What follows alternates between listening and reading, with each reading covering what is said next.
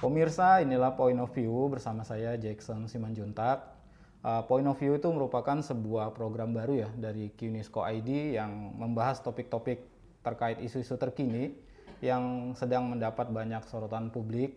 Dan kali ini kita akan membahas atau membedah konsep terkait dengan konsep dari masing-masing paslon yang kemarin baru aja menyelesaikan debat kedua di Pilkada DKI Jakarta. Sebagai informasi, debat kedua itu kemarin dilaksanakan di Beach City International Stadium atau BCIS pada jam 7 malam di daerah Pademangan Ancol, Jakarta Utara atau pada Minggu 27 Oktober 2024. Nah, ada beberapa yang menarik yang bisa kita highlight ya pemirsa. Yang pertama itu adalah pernyataan dari calon gubernur nomor urut 2 Dharma Pongrekun. Dan sebagai informasi juga, Dharma dan Kun ini mempunyai slogan itu Jakarta ku aman, selamatkan jiwa, bisa membuat perut kenyang. Jadi ini slogannya mereka dan sangat atraktif ya, jadi sangat punya semangat jiwa yang baik lah kalau kita melihatnya seperti itu, dan bisa mengajak orang untuk melakukan banyak perubahan. Nah, kalau kita lihat dari paparannya kemarin tuh ada salah satu yang menarik, yaitu program unggulannya. Dharma itu menyebutnya sebagai getuk tular adab. Nah, kalau getuk tular itu sendiri yaitu kalau nggak salah itu berasal dari bahasa Jawa yang artinya itu menyampaikan sebuah informasi kepada orang lain, lalu nanti itu secara natural itu akan sambung menyambung gitu. Jadi dari satu orang ke orang lainnya sampai akhirnya pesan itu nyampe ke seluruh masyarakat gitu. Artinya melalui konsep getuk tular ini atau getuk tular adab ya, kalau pasangan nomor urut 2 menyebutnya, itu ingin membuat sebuah perubahan khususnya di sektor ekonomi ya.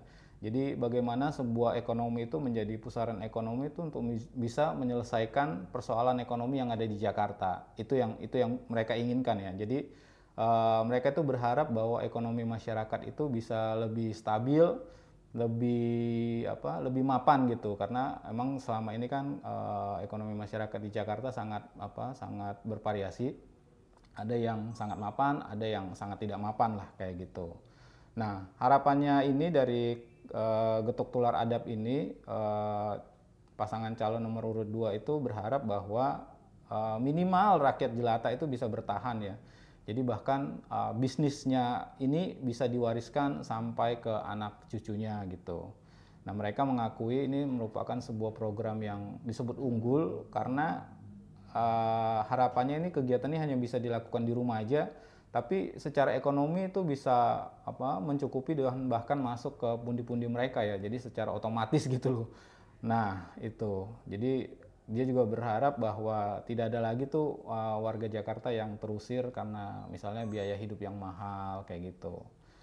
Nah, yang lebih menarik lagi, timnya paslon nomor urut 2 ini, Dharma Kun ini, atau Dharma Pongrekun dengan Kun Wardana itu, mereka setelah maksudnya mereka itu sudah menyiapkan apa yang disebut dengan tim ekonomi adab. Jadi ada tim khusus ekonomi yang terdiri dari pakar-pakar, dari ahli-ahli yang nanti akan membantu untuk mengawasi proses jalannya sistem dari ekonomi adab ini gitu. Nah, yang menarik justru di debat kemarin itu orang banyak pingin tahu sebenarnya apa sih yang dimaksud dengan getuk tular adab ini gitu. Tapi Dharma pada paparannya tuh kalau kita menyebutnya, dia tidak bisa menjelaskan secara detail ya. Sebenarnya apa sistem ekonomi adab ini gitu. Apa yang membedakannya dengan sistem ekonomi yang udah ada saat ini? Lalu apa juga yang membedakannya dengan target-target atau hasil capaian yang akan dicapai ketika mereka menerapkan sistem ekonomi adab ini gitu. Jadi ibaratnya itu kalau kita bisa nyebutnya itu ini masih kayak abu-abu ya. Jadi yang satu, konsep ini sendiri belum pernah diterapkan sebelumnya gitu. Kita juga nggak tahu ya, mungkin pernah gitu, tapi banyak yang mengatakan bahwa mereka belum pernah dengar gitu.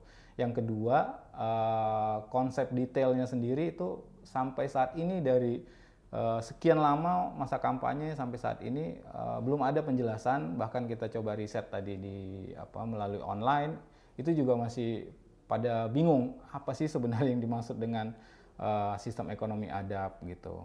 Lalu kita coba ke maju lagi ya. Jadi kemarin itu pas debat pilkada yang kedua, berbeda dengan yang lain tuh Pak Dharma itu memberi kesempatan kepada wakilnya itu untuk menjelaskan dengan durasi, padahal itu cuman mereka dikasih waktu kalau nggak salah 4 menit, dan si Pak Kun Wardana ini coba memanfaatkan waktu itu dengan sangat efisien. Aku pikir itu cara dia menyampaikan juga cukup baik, cukup jelas apa yang mau disampaikan, dan pesan-pesannya juga bisa diketahui lah apa saja gitu.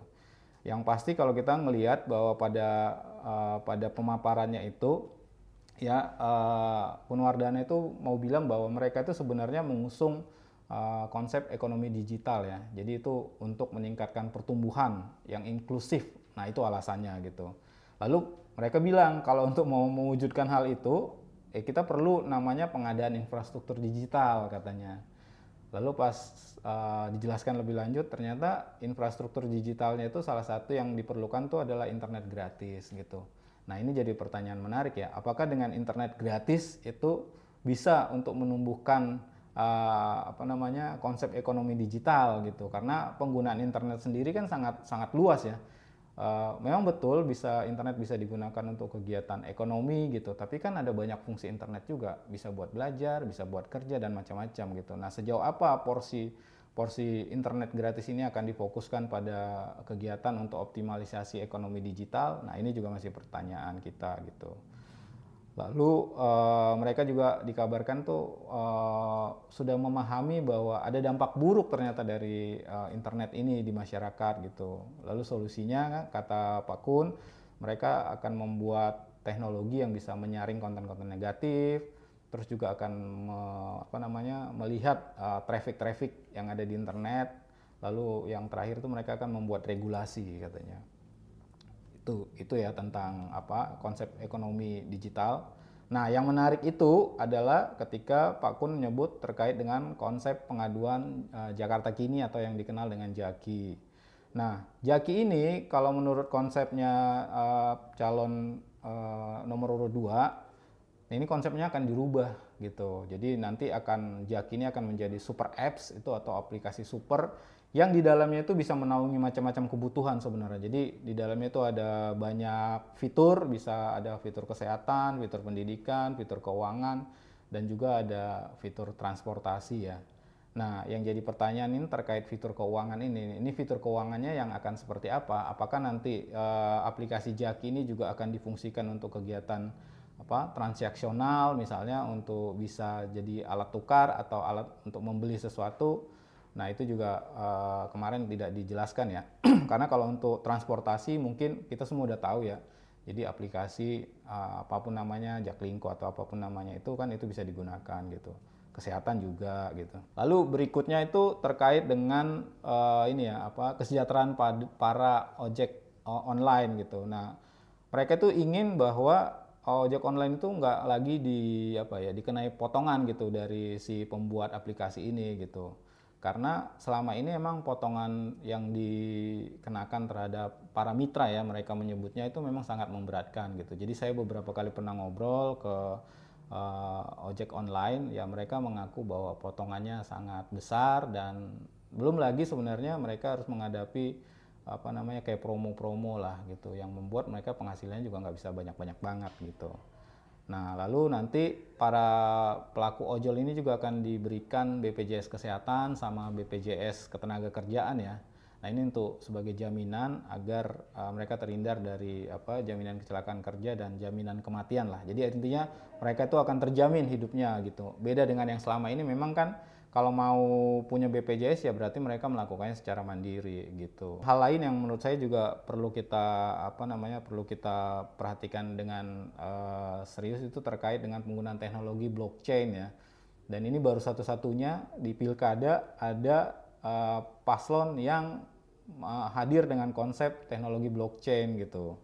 Nah, memang sih kita tahu ya blockchain ini banyak digunakan untuk meminimalisir hal-hal yang tidak perlu lah. Misalnya jadi mismanagement itu nggak perlu, penyimpangan tuh jadi minim, korupsi juga, pungli apa lagi gitu ya. Terus orang-orang dalam juga udah nggak bisa lagi nih bikin apa-apa kalau misalnya udah ada sebuah konsep yang menggunakan teknologi blockchain gitu. Nah, teknologi blockchain ini nanti akan digunakan tuh terkait dengan pengadaan barang dan jasa, pengelolaan jasa keuangan dan transparansi keuangan. Nah, kalau kita ngelihatnya ini merupakan sebuah langkah yang maju ya. Karena kita tahu ada banyak potensi kebocoran anggaran dan ini sangat merugikan gitu. Kita sih semoga berharap ya teknologi ini memang bisa diaplikasikan dan memang harusnya sih ada best practice ya yang bisa jadi rujukan gitu, karena jangan sampai nanti ketika teknologi ini digunakan ternyata banyak kendalanya, karena yang saya baca juga salah satu kendalanya itu adalah pembuatannya atau pengadaannya itu membutuhkan biaya yang lumayan mahal gitu ya. Takutnya output yang ingin dicapai tidak maksimal, tapi biaya yang dikeluarkan jauh lebih mahal gitu kan. Jadi agak terkesan mubazir misalnya gitu. Nah, itu semoga tidak terjadi gitu. Nah, ini yang menarik, kita lanjut ke pasangan calon gubernur nomor urut 3 ya. Nah, kemarin malam itu Pak Pramono Anung itu bicara tentang kondisi dari disparitas ya nyebutnya antara si kaya dan yang miskin. Memang kita juga nggak bisa pungkiri di Jakarta ini kita mau lihat yang kaya banget banyak, yang miskin banget juga banyak gitu. Nah, lalu dia mengusulkan beberapa cara atau upaya untuk mengentaskan kemiskinan gitu. Jadi ada beberapa solusi yang diusulkan. Yang pertama itu adalah Kartu Jakarta Pintar gitu. Nah, ini sebenarnya bukan program yang baru-baru amat, ini udah ada dari sebelumnya. Cuman bedanya di sekarang ini kalau mereka nanti dipercaya memimpin Jakarta, jadi pengurusannya itu nggak lagi terfokus di satu lokasi. Kalau kemarin tuh kan hanya di Rawabunga ya, jadi kasihan emang gitu. Sementara numpuk dari 44 kecamatan di Jakarta, pengurusannya di satu tempat, ya bisa dipastikan ada banyak kendala lah gitu. Tapi kalau misalnya nanti di 44 kecamatan yang ada di Jakarta dibuat menyebar gitu ya, semua fasilitasnya ada, itu juga akan jauh lebih memudahkan gitu bagi masyarakat. Lalu juga ada program gratis ke museum, gratis ke tempat hiburan yang milik Pemprov kayak Ancol, Taman Mini dan Ragunan. Nah, ini juga penting ya. Jadi ibaratnya buat masyarakat dengan kemampuan ekonomi yang terbatas, mereka juga butuh hiburan gitu. Nah, lalu yang berikutnya ada namanya Kartu Jakarta Mahasiswa Unggul atau dikenal dengan nama KJMU. Ini juga sangat menarik karena kita tahu bahwa banyak sebenarnya masyarakat Jakarta itu yang sangat pingin gitu ya mendapatkan kemampuan mendapatkan layanan pendidikan lah yang terbaik, misalnya untuk bisa bekerja, bisa sekolah di kampus-kampus yang baik gitu. Cuman karena seringkali biaya itu jadi kendala gitu. Nah, dengan konsep KJMU yang baru ini Pak Pramono Anung itu pingin bahwa verifikasi terkait dengan si penerima KJMU ini cukup dilakukan pada sekali aja pada waktu pertama kali. Dan ini benar sekali karena saya punya teman yang anaknya itu agak kesulitan karena harus verifikasi KJMU setiap tahun gitu. Padahal mereka itu termasuk dari golongan yang kurang mampu, teman-teman. Jadi sangat sangat merepotkan gitu. Jadi seakan-akan ini Pemprov yang sekarang ini nih kayak nggak percaya bahwa si ini nih udah baik gitu kondisi, padahal belum tentu juga gitu. Jadi akan lebih baik karena dananya juga ada. Jadi penerima KJMU itu ya sebaiknya memang diseleksinya di tahap awal gitu. Jadi sampai dia selesai kuliah, yaitu memang merupakan tanggung jawab dari negara lah, kabarnya begitu. Lalu yang menarik juga tim Pramono Anung dan Bang Dul itu mempunyai konsep Jakarta Bugar. Nah, ini apa nih yang bugarnya? Nah, yang bugarnya itu adalah mereka tuh punya ide untuk bikin sarapan pagi sehat gratis bagi anak-anak sekolah. Nah, ini pasti sangat menarik ya. Jadi anak-anak tuh pasti sangat menantikan dapat sarapan. Jadi beda ya antara makan bergizi gratis kalau untuk siang dengan sarapan, karena kalau sarapan ini kan sifatnya dia komplementer ya, jadi maksudnya dia bersifat pelengkap dan tidak biayanya pasti tidak sebanyak untuk makan bergizi gratis lah kayak gitu.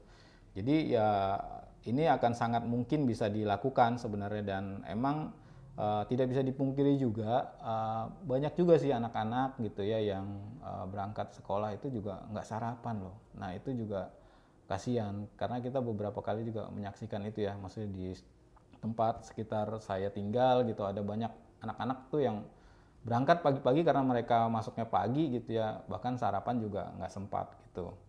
Lalu nanti juga akan ada apa namanya terkait dengan BPJS. Nah, nanti itu waktu tunggunya akan dipersingkat ya. Jadi tidak seperti yang sekarang dan yang lalu-lalu gitu ya. Bahkan untuk mendapat surat rujukan misalnya agak lama gitu ya. Jadi ini prosesnya di tim Pramono Bangdul ini nomor urut 3 ini mereka akan membuat semuanya itu waktu tunggu BPJS itu akan menjadi lebih singkat. Terus mereka tuh punya konsep yang menarik juga terkait dengan pembangunan rumah sakit umum daerah atau RSUD di daerah yang padat penduduk. Nah, salah satu yang jadi perhatian mereka itu adalah ketika mereka berkunjung ke Cakung ya kalau nggak salah, Cakung ya. Cakung tuh kan luas banget dan memang tuh sangat padat, sangat crowded. Dengan wilayah seluas itu dan sepadat itu memang di situ nggak ada rumah sakit gitu. Jadi ya memang harusnya di tempat-tempat yang padat penduduk ya rumah sakit dengan tipe yang paling minimal mungkin ya itu perlu ada ya, karena ini kan ibu kota gitu, ini Jakarta yang sekarang disebutnya sebagai kota global. Lalu ada juga center 24 jam kesehatan psikologis. Nanti siapa yang punya kendala terkait psikologis juga ada. Lalu ada juga servis terkait dengan layanan lansia. Nah, khusus di lansia ini kabarnya nanti ada namanya dokter putih, pasukan putih ya. Nyebutnya itu dokter keliling yang akan melayani para lansia yang mempunyai kebutuhan khusus terkait dengan kesehatan gitu. Terus selain itu juga ada banyak nih ternyata. Jadi nanti kepada pahlawan kemasyarakatan ya, mereka nyebutnya ada RT RW, Jumantik, Dasawisma. Nah, itu akan diberikan insentif yang jauh lebih baik dari yang sebelumnya gitu. Nanti untuk RT akan mendapat honor kalau kalian menyebutnya itu sebesar 4 juta. Jumlahnya 2 kali lipat dari yang sebelumnya yang hanya 2 juta. Terus RW juga akan mendapatkan honor atas kinerjanya membantu masyarakat tuh sebesar 5 juta. Lalu ada Jumantik dan Dasawisma yang sebelumnya itu mereka hanya mendapatkan 500.000, sekarang kalau mereka naik jadi pimpinan Jakarta nanti akan mendapatkan honor sebesar 1 juta. Selain itu juga yang penting adalah guru honorer ya. Jadi dari 2 juta nanti salarinya akan ditingkatkan menjadi 5 juta rupiah. Itu sesuai dengan UMP Kota Jakarta. Nah, jadi dari program-program ini memang kalau kita ngelihat secara sekilas ini persoalan-persoalan yang sangat real ya, yang memang dibutuhkan oleh masyarakat di Jakarta gitu. Dan bahkan mereka juga punya ide untuk membuka lapangan kerja baru di Jakarta. Jadi jumlahnya berapa? Nah, ternyata mereka tuh menyebut sebuah angka. Angkanya adalah 500.000 lapangan kerja baru ya. Jadi ketika mereka nanti terpilih, misalnya mereka akan langsung melakukan itu dengan membuka lapangan kerja baru. Tapi di sini nggak disebutkan sektornya apa. Jadi sektornya apakah informal atau formal gitu. Nah, ini ada bedanya nanti dengan kandidat berikutnya ya, Ridwan Kamil gitu. Terkait dengan lapangan kerja ini menarik sih kalau menurut saya gitu. Lalu selain itu ada juga biaya sekitar 300 miliar yang akan digunakan untuk modal kerja UMKM yang prioritasnya itu adalah perempuan. Nah, jadi mereka juga sangat peduli dengan isu-isu gender ya. Jadi perempuan-perempuan yang punya usaha ya agar lebih mandiri maka disiapkan nih modalnya gitu. Karena memang kita tahu selama ini yang jadi persoalan itu adalah biaya gitu atau pendanaan lah ya disebutnya seperti itu.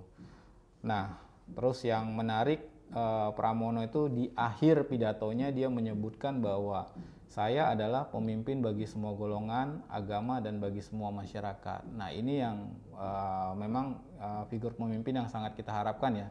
Jadi pemimpin itu ya adalah pemimpin buat semua, dia bukan pemimpin bagi sekelompok orang, bukan pemimpin bagi segolongan orang, bukan pemimpin bagi kelompok agama tertentu misalnya. Jadi ya, pemimpin untuk kasuistik wilayah kayak Jakarta ya dia adalah milik semua warga Jakarta lah, kita nyebutnya seperti itu. Berikutnya kita ke Ridwan Kamil ya. Jadi ini calon gubernur dengan nomor urut 1. Nah, ini juga dia hadir dengan beragam ide dan gagasan. Ada yang terkait dengan isu pendidikan, akses kesehatan, kepadatan dan kekumuhan, bahkan sembako mahal itu juga jadi perhatiannya. Terus terkait juga dengan sulitnya lapangan kerja dan banyak hal lah. Jadi intinya dia coba pingin membantu agar masyarakat Jakarta ini yang kondisinya boleh dikatakan tidak merata ya, itu agar lebih terbantu lah dari sisi ekonomi gitu. Nah, apa yang dilakukan? Nah, Ridwan Kamil itu mengusulkan terkait dengan sisi pendidikan ya, jadi sektor pendidikan. Karena saya juga setuju bahwa apapun itu perubahan itu dimulai dari sektor pendidikan gitu. Karena hanya dengan pendidikan yang baik kita bisa menghasilkan kesejahteraan yang baik. Itu sudah rahasia umum lah gitu. Nah, nanti kalau di eranya Ridwan Kamil, seandainya mereka terpilih jadi pemimpin Jakarta, yang pertama itu yang akan dilakukan adalah semua sekolah dari SD sampai SMA gratis. Nah, itu bukan hal yang baru ya. Tapi ada yang lebih spesifik lagi bahwa selain di negeri, jadi di swasta juga nanti semua murid siswa SD dari SM sampai SMA itu akan gratis, teman-teman. Itu sebuah ide yang sangat brilian ya. Jadi kita tahu saat ini tuh banyak sekali siswa yang akhirnya itu bersekolah di swasta, sementara di sekolah swasta itu kita tahu biayanya mahal. Lalu yang terjadi apa? Mereka akhirnya putus sekolah gitu karena nggak ada punya biaya gitu. Sementara untuk masuk ke negeri sangat sulit dengan sistem PBDB yang ada sekarang ini gitu. Jadi, nah ini juga sebuah terobosan kalau misalnya nanti semua siswa itu bisa ditampung di sekolah swasta dan itu gratis dari SD sampai SMA. Wow, itu nggak kebayang ya dampaknya ya. Jadi sebenarnya udah nggak terlalu sulit, nggak terlalu menjadi kendala apakah itu sistemnya PPDB atau enggak ya. Jadi yang penting siswa itu atau calon siswa itu harus bisa sekolah dan itu gratis. Nah, disitulah sebenarnya peran negara itu untuk hadir. Ini sebuah ide yang sangat brilian ya kalau kita melihatnya gitu. Bahkan bukan itu aja tuh. Jadi Ridwan Kamil juga mengusulkan agar guru itu juga dibebani bebannya dikurangi ya. Karena memang benar saya juga udah ngelihat sendiri bagaimana guru-guru itu terjebak dia dengan laporan-laporan rutinitas yang harus dia lakukan setiap hari gitu. Jadi dia harus mengisi form ini, dia harus melapor ke sini. Jadi terjebak hanya dengan urusan-urusan operasional yang sebenarnya itu bisa dibuat lebih simpel sebenarnya. Karena tujuannya dia itu adalah untuk membangun karakter ya atau menjadi pendidik gitu ya. Jadi beda antara pengajar dengan pendidik karena kalau mendidik itu jauh lebih sulit gitu. Jadi dari sisi etikanya juga masuk, dari sisi pengetahuan juga masuk. Jadi dia sangat komprehensif lah kayak gitu. Nah, ketika nanti beban guru dikurangi, maka si guru ini tuh akan lebih fokus dia dalam memberikan pelajaran gitu. Termasuk juga memperhatikan para siswa. Karena kita tahu banyak kasus khususnya seperti bullying gitu ya, kekerasan di sekolah. Itu kan terjadi dan guru nggak ngapa-ngapain gitu. Kenapa guru nggak ngapa-ngapain? Karena gurunya juga udah capek, udah banyak tugas yang harus dia lakukan gitu. Jadi kalau dengan sistem yang ini pengawasannya akan lebih fokus ke murid-murid yang ada di sekolah tersebut gitu. Lalu Ridwan Kamil juga itu mengupayakan agar BPJS itu diberikan 100% ya. Karena apa 100%? Karena masih ada 10% warga Jakarta itu yang belum dapat BPJS gitu. Jadi artinya 100% ini adalah semua orang yang ada di Jakarta nantinya itu akan mendapatkan bantuan mendapatkan layanan BPJS ya, baik kesehatan dan ketenagakerjaan gitu. Dan ini juga terobosan yang sangat menarik karena banyak masyarakat miskin di ibu kota itu yang sebenarnya selain mereka tidak punya kemampuan finansial gitu ya, jadi kalau misalnya sakit itu mereka bingung mau berobatnya kemana gitu karena duitnya juga nggak punya gitu ya. Ini problematika real yang sehari-hari juga kita alami ya. Nah, terus yang menarik itu di apa namanya di masanya Emil dan Pak Suswanto ini, mereka itu akan meneruskan ya atau melanjutkan apa yang disebut dengan program makan bergizi gratis gitu. Jadi akan ada tambahan makanan gratis untuk segmen-segmen tertentu yang dibutuhkan di Jakarta. Nah, ini sebenarnya nggak clear juga ya. Jadi sebenarnya konsep makanan bergizi gratisnya yang seperti apa? Karena kalau lah misalnya nanti program makan bergizi gratis itu sudah dilaksanakan oleh pemerintah pusat, lalu mereka mau yang bagian mana ini yang akan dilakukan? Apakah akan redundant gitu? Mereka akan ngasih makan 2 kali gitu kan? Ini juga kan jadi pertanyaan gitu. Kalau misalnya dengan sarapan gratis kayak konsepnya Pak Pramono, itu jauh lebih bisa diterima ya. Tapi kalau misalnya program makan bergizi gratis, nah itu pelaksanaannya seperti apa, dan itu juga masih belum dijelaskan secara detail. Lalu sama dengan apa namanya di konsep si apa Pak Pramono yang tadi. Nah, di paslon nomor urut 1 ini mereka juga punya perhatian khusus nih terkait dengan lansia dan disabilitas gitu. Jadi nanti akan ada dokter keliling yang akan apa namanya memberikan pelayanan lah ya terhadap mereka-mereka yang membutuhkan, khususnya lansia dan disabilitas. Karena kita tahu kan lansia dan disabilitas ini kan punya keterbatasan ya, keterbatasannya terkait dengan mobilitas kayak gitu. Jadi harus dipikirkan juga gitu. Jadi nanti akan ada dokter keliling yang akan memberikan pelayanan terbaik gitu. Lalu Pak Ridwan Kamil juga menyebutkan bahwa Jakarta ini adalah kota yang stres ya katanya ya, kota yang dimana penduduknya stres gitu. Stres karena apa? Banyak, karena macet misalnya, karena polusi, karena penghasilan yang terbatas, karena lapangan kerja yang minim, harga-harga yang mahal gitu ya. Jadi Jakarta ini dikenal sebagai kota stres nomor 9 kalau menurut Pak Ridwan Kamil. Nah, karena itu nanti akan ada nih terobosan baru ya, berupa aplikasi lah ya, atau nanti ada mobil curhat kalau dia menyebutnya. Nanti semua orang-orang yang butuh apa ya, butuh konseling, mungkin butuh bantuan saran atau apapun itu, nanti bisa curhat misalnya di aplikasi itu, dan bisa ketemu mobil curhat kalau misalnya ada yang ingin didiskusikan gitu. Lalu terkait dengan isu ekonomi, nah ini yang menarik ini.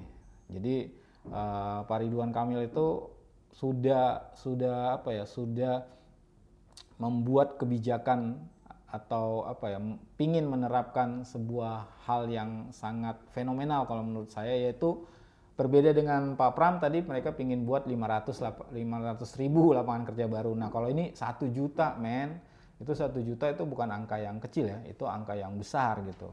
Lalu dari 1 juta itu 600 ribu itu akan ditampung di sektor formal. Dan kita tahu sektor formal tuh sektor yang benar-benar formal ya. Jadi mulai dari PNS mungkin perusahaan swasta yang benar-benar akan menerapkan kerja-kerja formal gitu. Nah, lalu yang jadi pertanyaan, apakah akan semudah itu gitu untuk menyalurkan orang ke sektor-sektor formal? Yang jadi persoalan ketika adalah sumber daya manusianya itu tidak memadai atau tidak capable.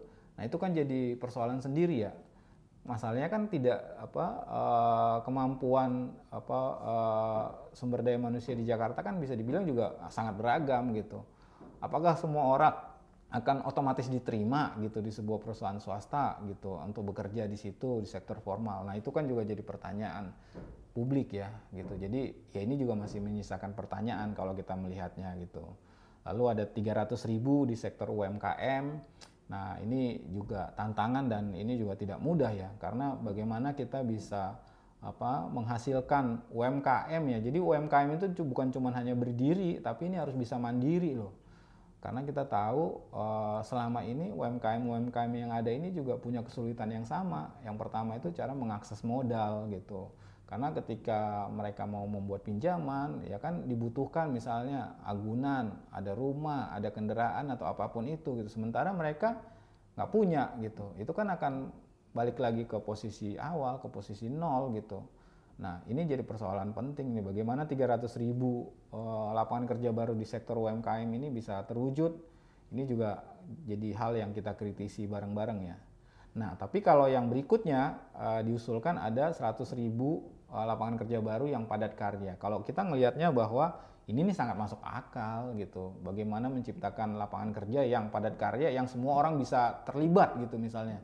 Ibarat kata misalnya paling sederhana kita bangun jalan, bangun jembatan gitu. Itu kan butuh Butuh banyak tenaga kerja, padat karya gitu kan. Nah, itu yang disebut dengan padat karya. Jadi ketika banyak orang yang mungkin dia tidak perlu spesifikasi khusus tapi bisa menjangkau lebih banyak orang. Harusnya sih kalau kita ngelihat bahwa justru di padat karya ini yang harusnya jadi proporsi yang terbesar gitu untuk penciptaan lapangan kerja baru gitu.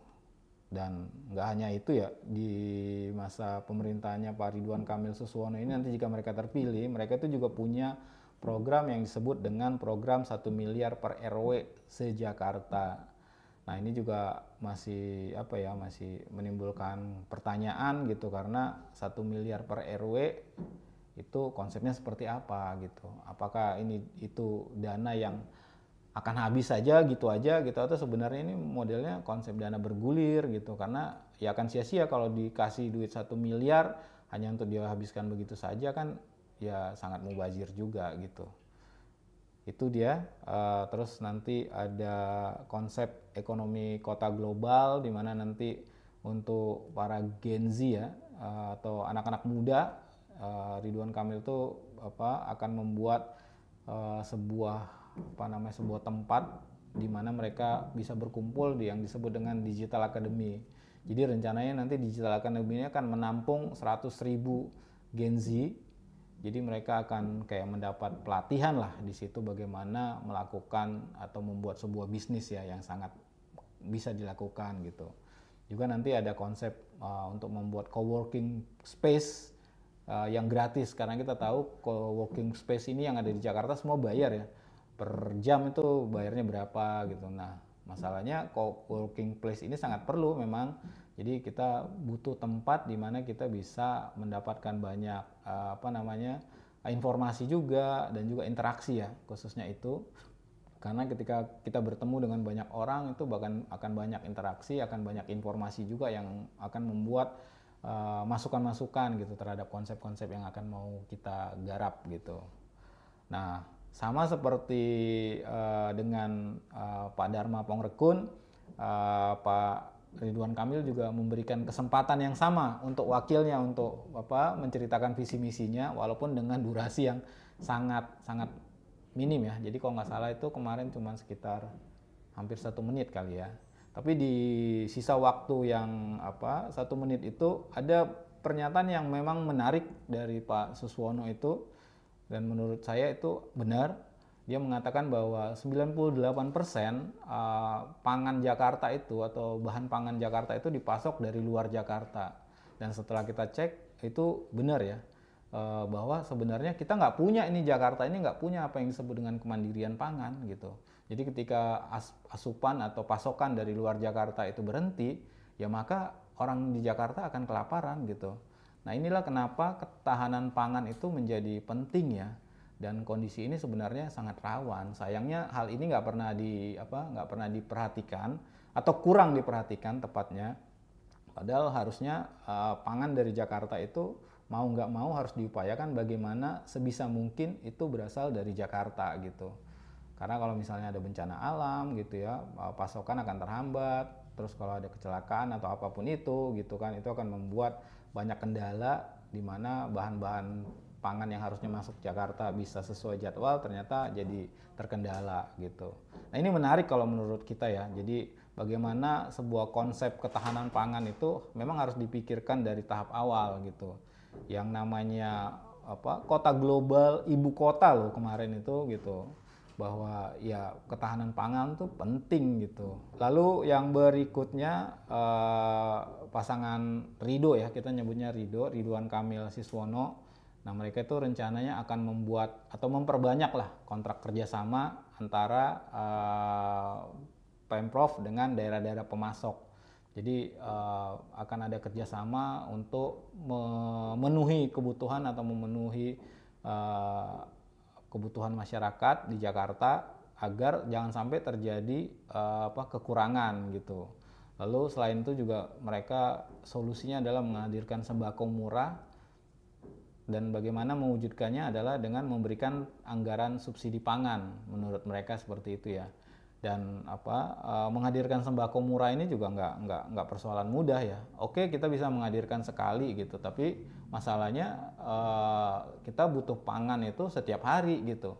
Sementara sembako murahnya mungkin hanya akan terjadi di awal bulan gitu. Lalu dari awal bulan sampai akhir bulan bagaimana gitu? Itu juga jadi persoalan ya. Karena itu memang menghadirkan sembako murah ini ya itu harus setiap hari kalau bisa gitu. Ya caranya bagaimana? Ada banyak sih caranya, misalnya dengan memotong jalur tata niaga gitu ya. Jadi dengan juga membuat jadi produsen di tempat itu, jadi produsennya nggak dari tempat yang jauh misalnya kayak gitu, atau memotong jalur transportasi dan segala macam lah ya. Selain itu juga akan ada banyak titik-titik distribusi di mana rakyat itu diharapkan tuh nggak perlu antre panjang gitu. Jadi untuk mendapatkan bahan makanan, jadi mereka bisa langsung datang ke lokasi-lokasi yang udah ditentukan gitu. Jadi ya nggak ada lagi tuh namanya antre sembako gitu. Harapannya seperti itu ya, karena ketika ada pasar murah biasanya kan yang terjadi adalah antrean gitu, dan ketika antrean yang terjadi adalah nggak semua masyarakat itu akan mendapatkan sembako murah. Kenapa? Karena satu, stoknya terbatas gitu kan. Kedua, masyarakatnya jauh lebih banyak yang datang gitu kan, karena iming-iming harga murah tadi gitu. Jadi hal-hal seperti ini memang harus selalu diperhatikan gitu. Jadi ketika menerapkan sembako murah ya berarti sembako murah yang harusnya seminimal mungkin itu bisa memenuhi kebutuhan masyarakat di sebuah tempat gitu. Jangan sampai sembako murah tapi ternyata ketersediaannya cuma 10% dari jumlah populasi, ya itu mah sama aja bohong gitu ya. Lalu yang menarik juga, tim Rido ini juga akan memanfaatkan apa yang disebut dengan lahan-lahan terlantar. Dan memang kalau kita mau jeli, lahan-lahan terlantar itu ada banyak sebenarnya di Jakarta. Bahkan lahan-lahan yang di bawah kolong tol itu kalau bisa dimanfaatkan, atau lahan-lahan sisa gitu ya, itu juga bisa dimanfaatkan untuk kegiatan atau gerakan pertanian kota disebut, atau urban farming dikenalnya ya. Jadi sebenarnya urban farming ini kalau di Jakarta itu kemarin tuh sempat dipopulerkan juga sama Ridwan Kamil ya. Jadi bagaimana mereka memulai urban farming di daerah Kemayoran kalau nggak salah gitu, dan itu juga cukup berdampak lah gitu. Bagaimana masyarakat misalnya udah nggak perlu beli sayur lagi, nggak perlu beli cabai lagi, nggak perlu beli bahan-bahan pangan yang sebenarnya bisa mereka produksi. Nah, kalau lah misalnya urban farming ini mau dimaksimalkan, ini sebenarnya potensinya sangat besar ya, gitu. Cuman apakah nanti masyarakatnya bisa disupport full gitu, misalnya dalam hal pembibitannya gitu-gitu, terus dalam hal saprodinya misalnya, karena kan itu juga butuh bibit, butuh pupuk, dan banyak lah ya gitu. Nah kalau misalnya pupuknya aja masih mahal ya, gerakan urban farming ini juga jadi akan berjalan di tempat karena ada persoalan-persoalan itu gitu. Lalu yang terakhir, kalau di eranya Ridwan Kamil dan Suswono ini, mereka itu punya konsep bahwa KJP Plus itu akan diteruskan, bahkan ditingkatkan. Dan pada kesempatan yang kemarin pas di debat kedua, Pak Suswono itu bilang bahwa KJP Plus di eranya Pak Anies itu tidak akan dihapus gitu. Artinya dia pingin menjelaskan bahwa kami itu akan meneruskan konsep-konsep yang udah ada sebelumnya loh, yang konsep yang udah dilaksanakan oleh Pak Anies gitu. Nah, nggak tahu nih perubahannya di seperti apa gitu, karena KJP Plus sendiri sebenarnya banyak juga dikeluhkan masyarakat ya, karena banyak ternyata yang tidak berhak yang mendapatkan gitu. Sementara masyarakat yang harusnya mendapatkan itu tidak masuk sebagai kriteria penerima gitu misalnya gitu. Nah, itu banyak kasus-kasus KJP yang seperti itu gitu. Dan saya ngelihat sendiri juga di beberapa sekolah misalnya bagaimana mereka-mereka yang seharusnya menerima jadi tidak menerima gitu, karena ada kuota-kuota, terus mereka lebih dekat dengan guru misalnya gitu, jadi nggak objektif penilaian untuk pemberian KJP Plus ini. Nah, kita sih berharap nanti siapapun yang terpilih nanti pemberian KJP Plus ini bisa lebih transparan ya, artinya memang tepat sasaran dan memang diberikan kepada orang-orang yang membutuhkan gitu. Nah, dari semua paparan ini tadi, memang terlihat dari masing-masing kandidat ini memang sudah sangat menguasai ya persoalan-persoalan yang terjadi di Jakarta, tinggal nanti implementasinya seperti apa gitu. Karena implementasi ini juga berhubungan dengan banyak hal, ada berhubungan dengan regulasi, berhubungan dengan pembiayaan, berhubungan dengan pemerintah pusat dan macam-macam lah gitu. Dan semoga aja yang terpilih nanti itu merupakan pemimpin yang terbaik untuk Jakarta. Kita sih berharapnya seperti itu. Nah, pemirsa, demikian tadi pembahasan kita di Point of View terkait dengan konsep dari masing-masing paslon yang kemarin baru aja menyelesaikan debat pilkada yang kedua. Dan kita akan ketemu lagi nanti di topik-topik terhangat selanjutnya hanya di Point of View. Terima kasih untuk menyaksikan acara kita.